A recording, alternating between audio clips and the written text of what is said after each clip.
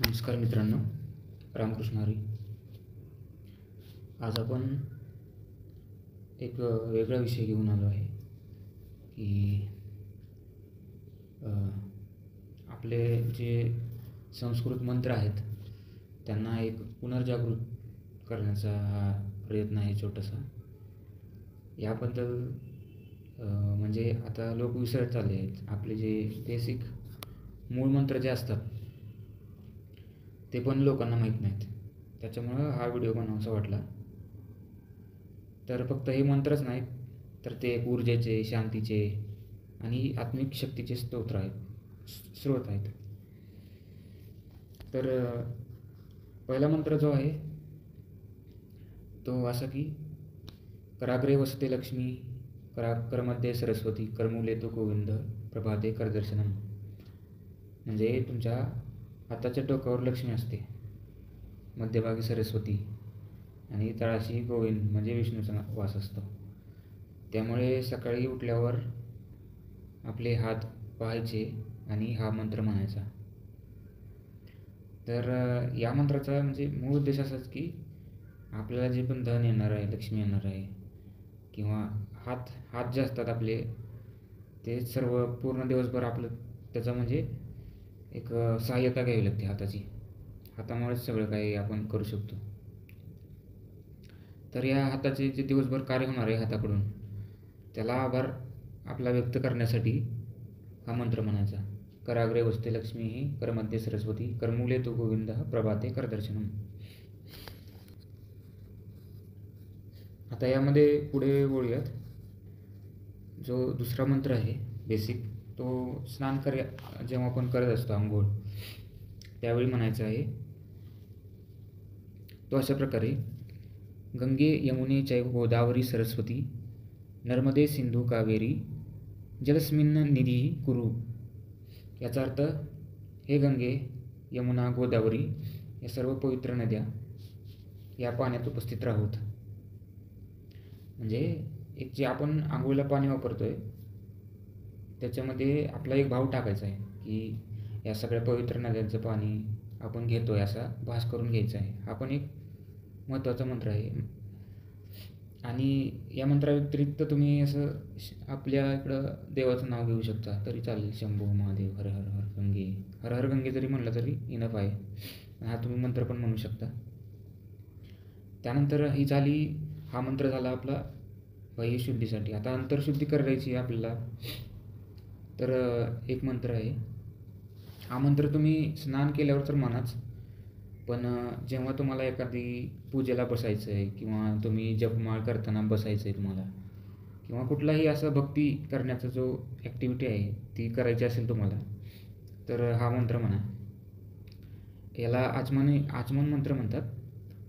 पण याच्यासाठी मग तुम्हाला आचमन पात्र जे असतं, एक स्पेशल पात्र असतं, त्याच्यामध्ये त्याच्यावर कधी व्हिडिओ बनवेन की आचमनी कशी करायची असते. ती आचमनी करताना ती भक्ती म्हणजे भजन करायच्या अगोदर करायची असते. पण नॉर्मल जो मंत्र आहे तुम्ही तो स्नान केल्यावर म्हणू शकता. तो असा की अपवित्र पवित्रो वा सर्वस्थां गतोपि वा यः स्मरेत पुंडरीकाक्षं स भयाभ्यत्तरं शुचिः. म्हणजे जो कोणी भगवान विष्णूचे स्मरण करतो तो बाहेरून आतून पवित्र होतो. म्हणजे याचा अर्थ जो आहे तो मोठा आहे, पण एक शॉर्टमध्ये तुम्ही समजून घ्या की असा अर्थ आहे. कारण माझी संस्कृत एवढी काही खास नाही. मी पण शिकत आहे संस्कृत भाषा. जसं जसं होईल पुढं तसं तसं म्हणजे सुधरत जाईल. नंतर हा तुम्हाला जर आता तुम्हाला जर एखादं काम वगैरे किंवा अभ्यासाला बसायचं असेल, किंवा एखादं तुमचं ते आता तुम्ही कामावर आले, तुमचं काम चालू करणार आहे, तर किंवा तुम्ही शिक्षक वगैरे आहात तर शिकवायला चालू करायचं, त्याच्या अगोदर तुम्ही काय म्हणू शकता, हा मंत्र म्हणू शकता. सरस्वती नमस्तुभ्यं वरदे ज्ञानरूपिणी, विद्यारंभं करिष्यामि, सिद्धिर्भवतु मे सदा. नंतर तुम्ही एखादा जो दिवा आहे लाईटचा किंवा एक म्हणजे हा मंत्र बऱ्याच जणांना माहिती आहे, तरी पण मी एकदा सांगतो. शिवम करोति कल्याणम आरोग्यम धनसंपदा शत्रुबुद्धिविनाशाय दीपज्योतिर्नमोस्तुते. हा मंत्र ते दिवा लावतो ना देवापुढं किंवा संध्याकाळी आपण तुळशीपुढं दिवा लावतो तेव्हा हा मंत्र म्हणायचा आहे. नंतरचा मंत्र जो आहे तो आपण म्हणजे घर सोडून चाललो आहे कुठं कामासाठी किंवा कुठे बाहेर चाललो आहे 1-2 दिवसासाठी घर सोडून, किंवा तुम्ही घर सोडून जाताय तर हा म्हणजे कशा पण कारण असू द्या हा मंत्र म्हणायचा आहे. या देवी सर्वभूतेषु शक्तिरूपेण संस्थिता नमस्तस्यै नमस्तस्यै नमस्तस्यै नमो नमः. म्हणजे हा आपल्याला घराचं रक्षण करण्यासाठी किंवा हा मंत्र आहे म्हणजे सर्व देवी सर्व भूतांना जी शक्ती आहे वाईट शक्ती ते दूर राहाव्या घरापासून याच्यासाठी. आणि तुम्हाला जर एखादं काम जे आहे ते म्हणजे असं वाटतं की चॅलेंजिंग काम आहे, खूप अवघड आहे, तर किंवा एखादी आपत्ती आली छोटीशी, तर तुम्हाला हे 2 मंत्रचा तुम्ही जाप करू शकता मनातल्या मनात किंवा असं मोठ्याने. एक म्हणजे ओम महाकालाय नमः, ओम कालभैरवाय नमः. हे जे आपले महाकाल कालभैरव हे प्रोटेक्शनचे देवता आहेत, त्यांचा तुम्ही मंत्र जाप करू शकता. आता पुढे वळूयात आपण. अजून मंत्र म्हणायचं तर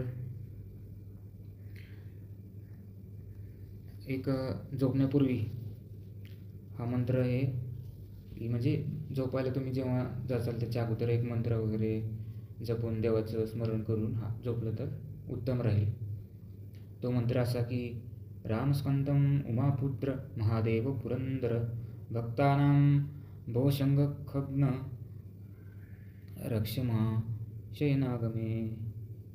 हे श्रीराम स्कंद शिव माझी झोपेत रक्षण करा, भीतीपासून दूर ठेवा. म्हणजे हा मंत्र स्कंद पुराणातून आहे वाटतं की झोपताना बऱ्याच काही पण अटॅक होऊ शकतो निगेटिव्ह एनर्जीचा, किंवा तुम्ही एखादं काही दिवसभरात विचित्र काही पाहिलं असेल तर त्याचा इम्पॅक्ट होऊ शकतो. रात्री झोपेत स्वप्न वगैरे वाईट पडू शकतात, तर त्याच्यापासून अशी वाईट स्वप्न पडू नयेत म्हणून हा मंत्र वगैरे म्हणला तरी चालेल. आणि पूर्वीच्या काळी काय होतं की लोक आपल्या झोपताना शेजारी मीठ वगैरे किंवा आपण झोपलो तर कडेने मिठाची रांग वगैरे थोडंसं मीठ वगैरे शिपडणं किंवा मीठ असणं जे साल्ट म्हणतो त्याला, त्यांनी काय होतं त्यांनी पण एक तो म्हणजे तांत्रिक मार्ग आहे तो, म्हणजे अंधविश्वासाचा म्हणजे समजतील लोक, पण ॲक्च्युली त्यांनी पण जे निगेटिव्ह एनर्जी वगैरे ते पण दूर राहतात. हा उपाय करायचा असेल तर करा, नाही तर काय नाही. हा मंत्र जो आहे तो आपण जेव्हा जेवण करायला सुरुवात करत असतो त्यावेळेस बोलायचा हा मंत्र आहे. की आजकाल तर लोक कसं पण खातात, म्हणजे घाईघाईमध्ये खातात. खरं जे आहे ते दिवसातून 2 वेळेस जेवण करणं म्हणजे खरं म्हणजे संस्कृती आहे. तुम्ही निवांतपणे जेवायला बसा. जो आपण जेवताना जो पण घास चावतो तो बोलतात 32 वेळा चावा, ते खरंच आहे. जेवढं तुम्ही स्लोली जेवचाल तेवढं चांगलं आहे, तेवढा त्याचा प्रभाव आपल्या शरीरावर त्या जेवणाचा चांगला होतो. तर माणसाला घाईघाईत जेवतात आजकाल ॲटिट्यूड दाखवायला उगाच पंक्तीमध्ये पण, किंवा घरी पण चार जणात जेवायला बसले मी बघतो की उगाच नुसतं वाढलेली भाकरी सगळी उचकरणार एकदाच, हाणणार 2 मिनटात झालं जेवण. आपलं जेवण लय फास्ट असते बघा, आणि म्हणजे काय म्हणतात ॲटिट्यूड दाखवणार उगाच, म्हणजे ह्याच्यात पण मोठेपणा दाखवायचं माणसाला जेवण करताना सुद्धा. पण तुम्हाला जर चांगलं हेल्दी राहायचं असेल तर हळूहळू जेवण करत जा. आणि त्याच्यासाठी एक स्पेशल मंत्र आहे की हा तुम्ही मंत्र म्हणू शकता, किंवा तुम्हाला जर मंत्र मोठा वाटत असेल बाबा की किंवा तर मग तुम्ही काय करू शकता कमीत कमी श्रीकृष्णार्पण असतो. तुम्ही जर विष्णू भक्त असाल, पांडुरंगाचे भक्त असाल, कृष्णाचे भक्त असाल, तर तुम्ही हे श्रीकृष्णार्पण असतो म्हणजे मी हे जे अन्न खातो आहे ते की बाबा देवाला अर्पण. याच्यामध्ये जे मी अन्न खाऊन जे कार्य करेन ते सर्व त्याची एनर्जी पण म्हणजे देवासाठीच सगळं. याचा अर्थ असा झाला की मी हे अन्न ग्रहण का करतो आहे की मला असं काय हे करायचं नाही. म्हणजे जे कार्य होणार आहे माझ्या हातून ते देवाद्वारेच होणार आहे. मी फक्त ती मधला भाग आहे. तर हे अन्नसुद्धा त्यालाच अर्पण आहे. याचा अर्थ असा झाला. किंवा तुम्ही असं प्रणाम करून देवाला आणि थँक्स म्हणू शकता की हे अन्न भेटलं. तर कुठला मंत्र म्हणायचा नसेल तर एवढं तुम्ही म्हणू शकता. ॲप्रिशिएट करा जेवण जे आपल्याला भेटते त्याला. कारण म्हणजे आता जेवण सहज अवेलेबल होतं आपल्याला. पण पूर्वीच्या काळी कसं होतं की म्हणजे तेव्हा पण धनधान्य खूप होतं पण लोक ॲप्रिशिएट करायचे जेवणाला. जेवण म्हणजे एक हेच आहे ना, एक महत्त्वाचीच गोष्ट आहे अन्नधान्य म्हणजे. ते आता पण लोकांना म्हणजे शहरातल्या लोकांना तर काय त्याची किंमतच नाही. सोडून द्या विषय तो. तुम्ही जर सुधारायचं असेल तर बघा हे. आणि जो मूळ मंत्र आहे तो म्हणायचा राहिला तो असा की ब्रह्मार्पणं ब्रह्म हविः ब्रह्माग्नौ ब्रह्मणाहुतं ब्रह्मैव तेन गंतव्यं ब्रह्मकर्म समाधिना. म्हणजे ही अर्पण करणारी क्रिया ब्रह्म आहे. अन्न ब्रह्म आहे. जे अर्पण करत आहे ते ब्रह्म आहे आणि अर्पण होणारे अग्निहोत्रही ब्रह्म आहे. जो अन्न ग्रहण करतो तो ब्रह्मचरणाकडेच जातो.